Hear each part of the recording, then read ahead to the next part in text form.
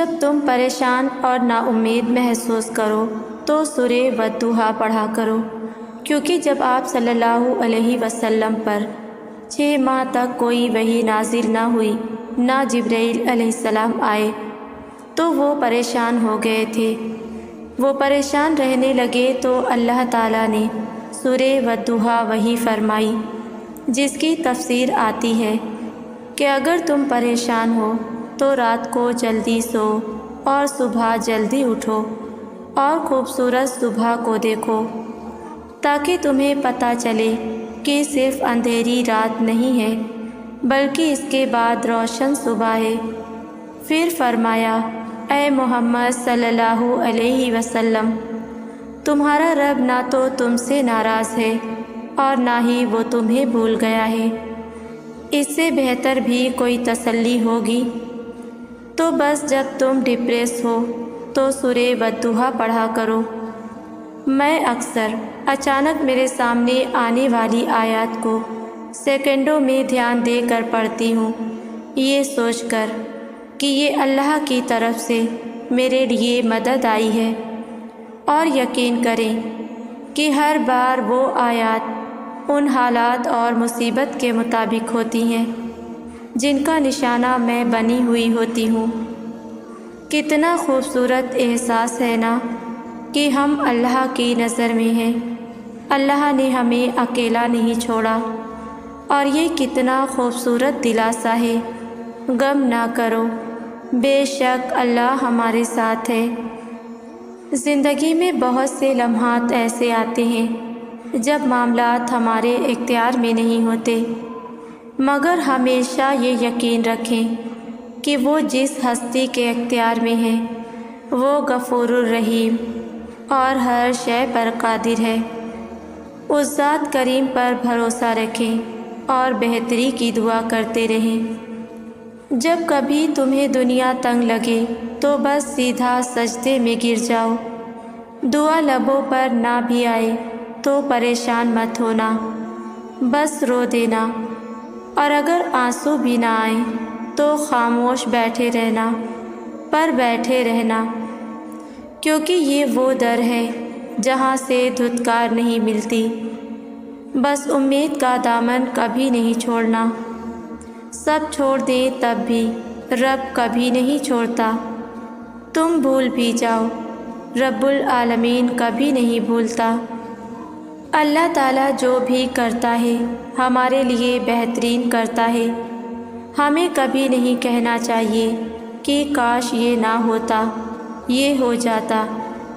کیا ہمارا پلان بہتر ہے اللہ تعالیٰ کے پلان سے، یا ہم اپنا مستقبل جانتے ہیں جو اللہ نہیں جانتا؟ اللہ تعالیٰ تو ہر چیز جانتا ہے، اور جو وہ کرتا ہے اس میں تو حکمتیں بھری پڑی ہیں۔ ہمیں چند سال بعد یہ چیز محسوس ہوتی ہے کہ جو اللہ نے کیا تھا وہ بہترین ہی کیا تھا۔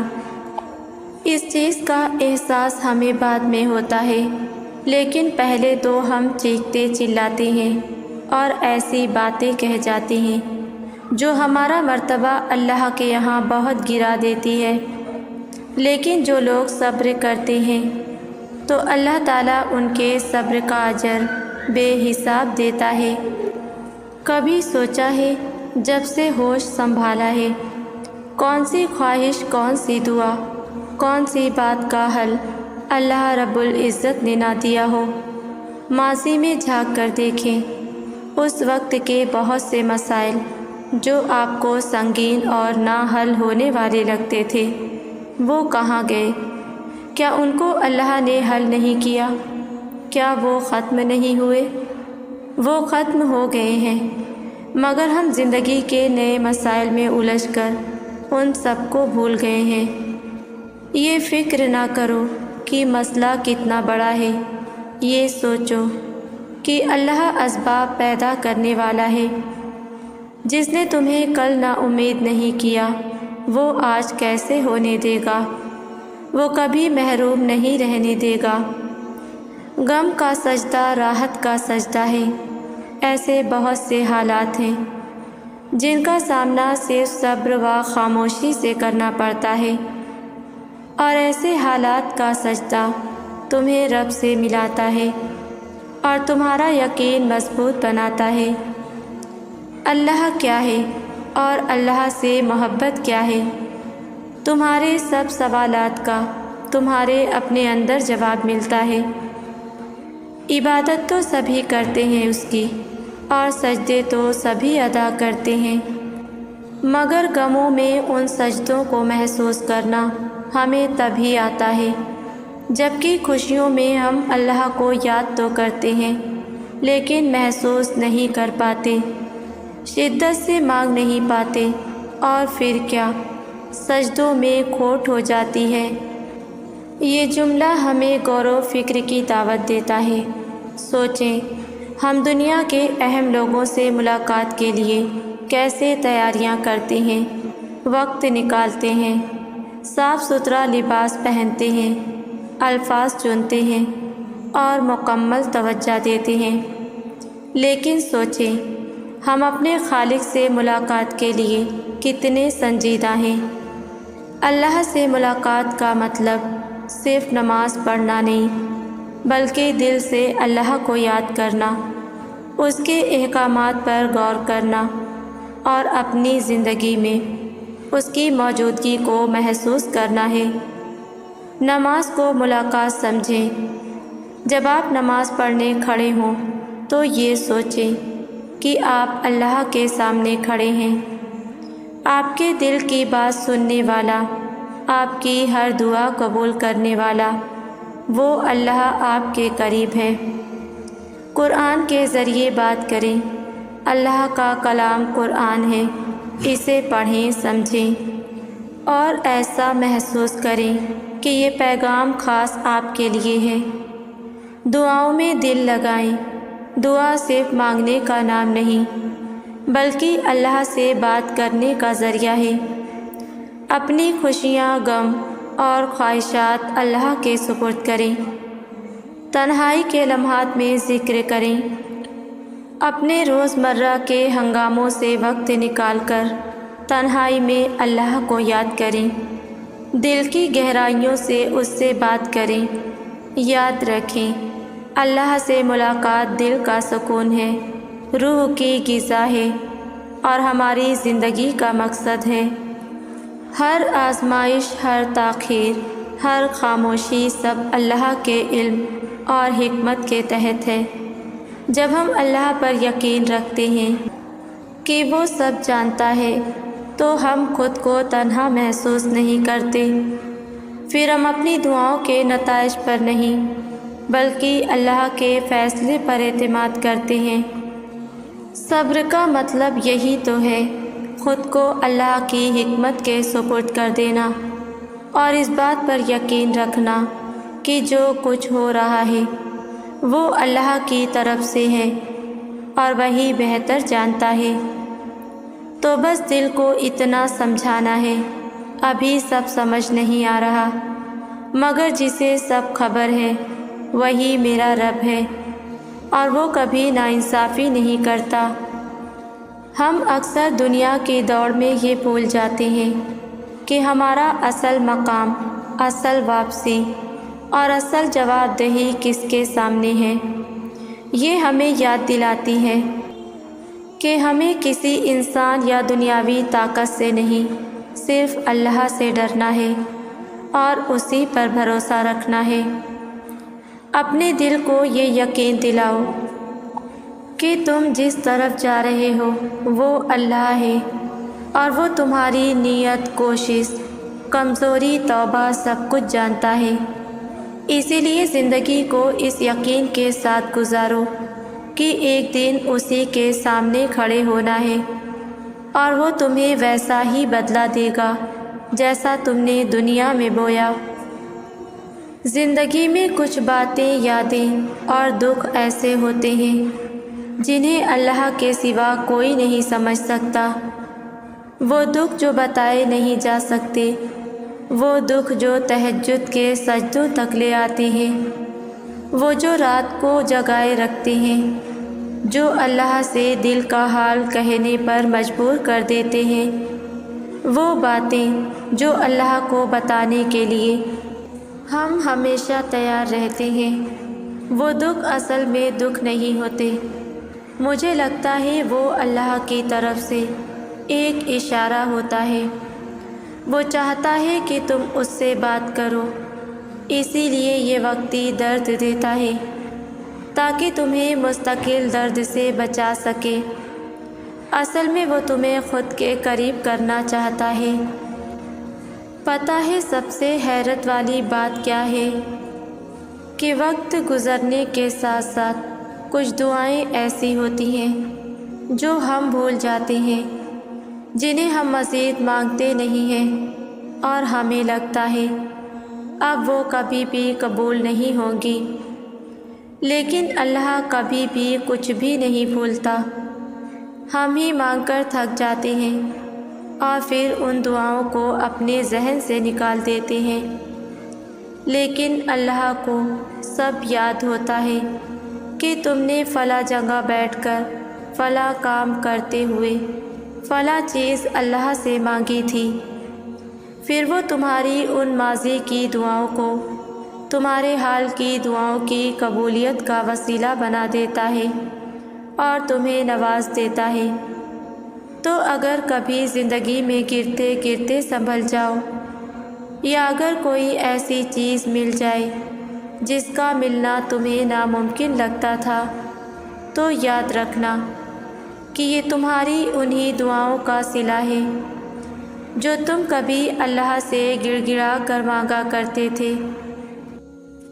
اکثر انسان جلد باز ہوتا ہے، جب دعا مانگتا ہے تو چاہتا ہے کہ فوراً قبول ہو جائے، لیکن اللہ کا نظام ہماری سوچ سے بہت بڑا اور حکمت سے بھرا ہوا ہے۔ کبھی دعا فوراً پوری کر دی جاتی ہے، کبھی کچھ وقت کے بعد، اور کبھی وہ چیز نہیں دی جاتی جس کی ہم خواہش کرتے ہیں، بلکہ اس سے بہتر عطا کی جاتی ہے۔ اصل ایمان یہ ہے کہ دعا صرف اس وقت نہ مانگی جائے جب امید نظر آ رہی ہو یا آثار دکھائی دے رہے ہوں، بلکہ تب بھی دعا جاری رہے جب کوئی نشانی نہیں مل رہی۔ یہی یقین ہے کہ میرا رب سن رہا ہے، چاہے مجھے دکھائی نہ دے۔ یہ حقیقت ہے کہ جب رب اپنے بندے سے راضی ہو جاتا ہے تو پھر دنیا کی ہر چیز اس کے لیے آسانی کا ذریعہ بن جاتی ہے۔ وہ مشکلات جو پہلے ناممکن لگتی تھیں، وہ راستے جو بند نظر آتے تھے، سب کھلنے لگتے ہیں۔ انسان سوچ بھی نہیں سکتا کہ کہاں سے مدد آ جائے گی، لیکن رب ایسے وسیلے پیدا کرتا ہے جو بندے کے گمان میں بھی نہیں ہوتے۔ اللہ قرآن میں فرماتا ہے، اور جو اللہ سے ڈرے گا اللہ اس کے لیے نکلنے کا راستہ بنا دے گا اور اسے وہاں سے رزق دے گا جہاں سے اسے گمان بھی نہ ہوگا۔ انسان کی فطرت یہ ہے کہ وہ دنیاوی سہاروں پر بھروسہ کرتا ہے، مال پر، طاقت پر، رشتوں پر، تعلقات پر، لیکن وقت کے کسی نہ کسی موڑ پر یہ سب ٹوٹ جاتے ہیں۔ جو دوست ہمیشہ ساتھ دینے کا وعدہ کرتے ہیں وہ غائب ہو جاتے ہیں، دولت ہاتھ سے نکل جاتی ہے، رشتے کچے ثابت ہو جاتے ہیں۔ ایسے لمحے میں دل کے اندر یہ صدا بلند ہوتی ہے، کیا کوئی ہے جو ہمیشہ میرا سہارا رہے؟ اور قرآن جواب دیتا ہے، کہہ دو کہ میرے لیے میرا اللہ کافی ہے۔ یہ کلمہ انسان کے دل کو خوف سے آزاد کرتا ہے، غم کو ہلکا کرتا ہے اور دل کو یقین دلاتا ہے کہ اگر دنیا کے سارے دروازے بند ہو جائیں تو بھی اللہ کا دروازہ ہمیشہ کھلا ہے۔ یہ اللہ کا نظام ہے کہ وہ تمہارے ہر عمل، ہر فریاد، ہر نیکی، ہر دکھ اور ہر آنسو کو محفوظ کرتا ہے۔ وہ رب جو تمہارے دل کے رازوں کو جانتا ہے، وہ کیسے بھلا تمہاری سچی کوششوں کو ضائع کر سکتا ہے؟ دنیا والے شاید تمہاری نیت نہ سمجھ سکیں، تمہاری قربانی کو نہ سراہیں، تمہاری خاموش دعاؤں کو نہ سن سکیں، لیکن تم جس رب کو سجدے میں پکار رہے ہو وہ دیکھ بھی رہا ہے، سن بھی رہا ہے اور محفوظ بھی کر رہا ہے۔ قرآن میں اللہ فرماتا ہے، بے شک اللہ نیکی کرنے والوں کا اجر ضائع نہیں کرتا۔ اللہ جب کسی چیز میں دیر کرتا ہے تو وہ تاخیر بے مقصد نہیں ہوتی۔ ہم انسان وقت کے بندے ہیں، جلدی چاہتے ہیں، فوراً نتائج دیکھنا چاہتے ہیں، لیکن اللہ وقت سے آزاد ہے۔ اس کی حکمت ہماری جلد بازی سے کہیں بلند اور مکمل ہے۔ جب تم بار بار مانگ رہے ہو، محنت کر رہے ہو اور پھر بھی کچھ حاصل نہیں ہو رہا تو مایوس نہ ہو، کیونکہ تمہاری دعائیں، تمہاری نیت، تمہارا صبر سب اللہ کے علم میں ہے، اور وہ جو تمہیں دینا چاہتا ہے وہ عام نہیں خاص ہوتا ہے، اسی لیے اس میں وقت لگتا ہے۔ قرآن میں اللہ فرماتا ہے، بے شک ہر تنگی کے ساتھ آسانی ہے۔ زندگی میں مشکلات اور آزمائشیں اللہ کی جانب سے ہمارے ایمان کی جانچ ہوتی ہے۔ کبھی کبھی حالات ایسے ہو جاتے ہیں کہ ہم پریشان ہو جاتے ہیں، دل بے چین ہوتا ہے اور لگتا ہے کہ مدد کہیں سے نہیں آ رہی، لیکن اصل معاملہ یہ ہے کہ اس وقت ہمارا یقین کتنا مضبوط ہے۔ اللہ تعالیٰ فرماتا ہے کہ عن قریب وہ ایسی مدد بھیجے گا کہ تم مطمئن ہو جاؤ گے۔ یہ مطلب ہے کہ اللہ کی مدد ہمیشہ اپنے وقت پر آتی ہے اور وہ ہمیشہ ہمارے حق میں بہتر فیصلہ کرتا ہے۔ ہماری ذاتی سمجھ بوجھ یا صبر کی حدیں محدود ہیں، لیکن اللہ کی طاقت اور حکمت لامحدود ہے۔ اس دنیا میں کبھی رشتے ٹوٹتے ہیں، کبھی خواب بکھرتے ہیں، کبھی دعائیں تاخیر کا شکار ہو جاتی ہیں، اور کبھی انسان خود اپنے آپ سے بھی مایوس ہو جاتا ہے، لیکن یہی ٹوٹ پھوٹ، یہی بکھراؤ دراصل اللہ سے قربت کا ذریعہ بن جاتے ہیں، کیونکہ جب ساری امیدیں ایک ایک کر کے ختم ہوتی جاتی ہیں تب دل خود بخود اس ذات کی طرف مڑتا ہے جو کبھی ٹوٹنے نہیں دیتا۔ ٹوٹنا ہمیشہ تکلیف دہ ہوتا ہے، لیکن یہ وہ درد ہے جو دل کو گہرائی سے جگاتا ہے اور یاد دلاتا ہے کہ اصل سہارا کوئی انسان، کوئی رشتہ، کوئی دنیا داری نہیں، اصل سہارا صرف رب کائنات ہے۔ قرآن میں اللہ فرماتا ہے، اور جو اللہ پر بھروسہ کرتا ہے اللہ اس کے لیے کافی ہے۔ اللہ جانتا ہے، ہاں وہ جانتا ہے کہ تمہارے دل کے اندر کیا چل رہا ہے، تمہیں کیا دکھ ہے، تمہیں کس بات نے اندر سے توڑا ہے، اور تمہارے اندر کتنی شدت سے سکون کی پیاس ہے۔ یہ ضروری نہیں کہ تم الفاظ میں اپنی تکلیف بیان کرو یا کسی سے رو کر دلاسا لو۔